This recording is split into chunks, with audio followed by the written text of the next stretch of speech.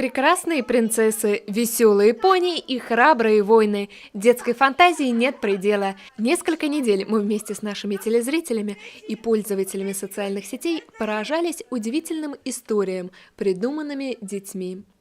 9 ребят приняли участие в новогоднем конкурсе «Невероятная история», проводимом телеканалом «Диалог Красноармейск» совместно с интернет-магазином детских игрушек «Топ Киндер». 28 и 29 декабря в торговом зале магазина в бизнес-центре «Звезда» прошло награждение победителей и участников конкурса.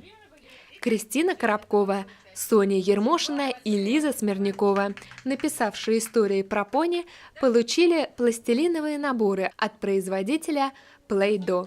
Специальный приз от спонсора конкурса за самые красивые рисунки получили Савва и Злата Бородины.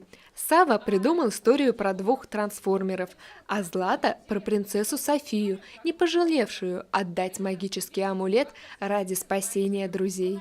Призы зрительских симпатий взяли Савелий Ермошин и Кира Ковальская, набравшая рекордное количество лайков.